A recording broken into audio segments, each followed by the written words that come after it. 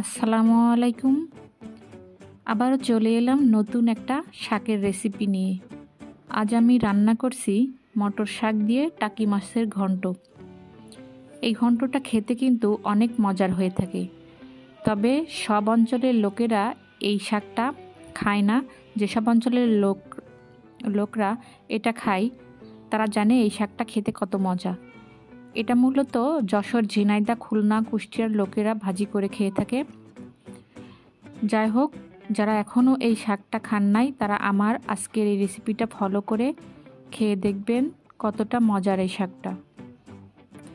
দেখুন, এইগুলোই হলো মটরের শাক। এই শাকের কচি পাতা আর ডাঁটাটাকেই শাক হিসাবে খাওয়া হয়। এই শাকটাকে খুব ভালো করে বেছে নিতে হয়। আমি উপরের শীষ আর ফুলটা ফেলে দিয়ে ভালো করে বেছে নিয়েছি। যেহেতু এই শাকটা আমি ঘন্ট করব, তাই এর জন্য এর সাথে নিয়েছি কিছু টাকি মাছ, আর লাগছে হাফ কাপ পেঁয়াজ কুচি, 2টা দেশি রসুন কুচি, 10 থেকে 12টি কাঁচামরিচ, আধা চা চামচ আদা বাটা। এই আদা বাটাটা দেওয়ার কারণেই এই শাকটা খেতে বেশি মজা হয়।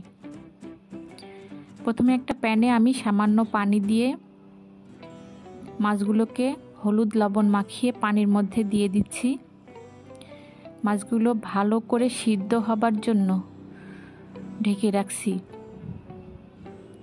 মাছগুলো সিদ্ধ হয়ে কড়ার পানিটা শুকিয়ে এলে চুলার জালটা বন্ধ করে রাখবো ঠান্ডা হবার জন্য। এই ফাঁকে আমি 1 কাপ পানির মধ্যে 1 টেবিল চামচ চাউলের গুঁড়া মিশিয়ে গুলিয়ে রাখছি। এটাও আমি শাকে ব্যবহার করব। এইবার শাকগুলোকে খুব ভালো করে যতটা সম্ভব কুচি করে নেওয়া যায় কুচি করে নিচ্ছি। যতটা কুচি করা যাবে ততটাই খেতে মজা হবে। এবার দেখুন সেই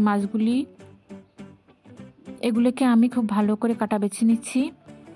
এবার একটা প্যানে আমি হাফ কাপের মতো পানি দিয়ে শাকগুলোকে চাপিয়ে দিচ্ছি। সাথে দিচ্ছি কেটে রাখা অর্ধেকটা পেঁয়াজ, রসুন, সব কাঁচামরিচ আর আদা বাটা।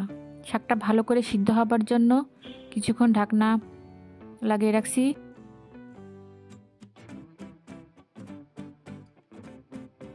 কিছুক্ষণ পরে ঢাকনা উঠিয়ে দিয়ে দিচ্ছি 1 চামচ লবণ। একটু নেড়েচেড়ে শাকের সাথে মিশিয়ে দিচ্ছি বেছে নেওয়া মাছগুলো। এই মাছগুলো দিয়ে ঢাকনা লাগিয়ে রাখছি মিনিট 10, যাতে শাকটা ভালো করে সিদ্ধ হয়ে যায়। এ পর্যায়ে চুলার জালটা অবশ্যই মিডিয়াম রাখতে হবে। 10 মিনিট পর শাকটাকে মাছের সাথে একটা ডাল ঘুটনি দিয়ে ভালো করে ঘন্ট পাকিয়ে নিচ্ছি। ঘন্ট করতে হবে খুব ভালো করে, যাতে মাছটা শাকের সাথে একেবারেই মিশে যায়। এই শাকগুলোকে এবার প্যান থেকে তুলে নিয়ে আমি আলাদা করে রেখে দিছি। এবার প্যানটা আবার ভালো করে পরিষ্কার করে নিয়ে এর মধ্যে দিয়ে দিচ্ছি 2 টেবিল চামচ তেল। তেলটা সামান্য গরম হয়ে এলে দিয়ে দিচ্ছি পেঁয়াজ, রসুন। কিছুক্ষণ পর পেঁয়াজ রসুনের কালারটা হালকা বাদামি হয়ে এলে এর মধ্যে দিয়ে দেব শাকের ঘন্টটা। এর সাথে এটা খুব ভালো করে মিশিয়ে নিচ্ছি। শেষ পর্যায়ে এর মধ্যে দিয়ে দিচ্ছি সেই 1 কাপ পানিতে গুলে রাখা চাউলের গুঁড়াটা। এটা দেওয়ার কারণে শাকের ঘন্টটা খেতে ভালো লাগবে আর একটা গ্রেভি ভাবও আসবে। এটা না দিলে শাকটা খেতে ছাড়া ছাড়া লাগবে। আবার ডাল ঘুটনি দিয়ে এই শাকের সাথে ভালো করে মিশিয়ে নিচ্ছি। এ পর্যায়ে লবণের প্রয়োজন হলে অবশ্যই একটু লবণ দিয়ে দিবেন।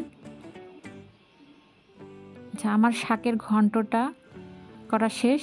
এবার এটাকে আমি পরিবেশন করে দেখাচ্ছি। এই শাকটা খেতে কিন্তু অনেক মজার হয়। যারা এখনও খান নাই তারা আজকের রেসিপিটা ফলো করলে একবার খেয়ে দেখবেন কতটা মজার। এটা আপনি ভাত, রুটি, পরোটা যে কোনোটার সাথে দিয়ে খেতে পারেন, আবার খালি খালিও খেয়ে নিতে পারেন। এটা বেশ মজার। রেসিপিটা ভালো লাগলে লাইক, কমেন্ট, শেয়ার করতে ভুলবেন না।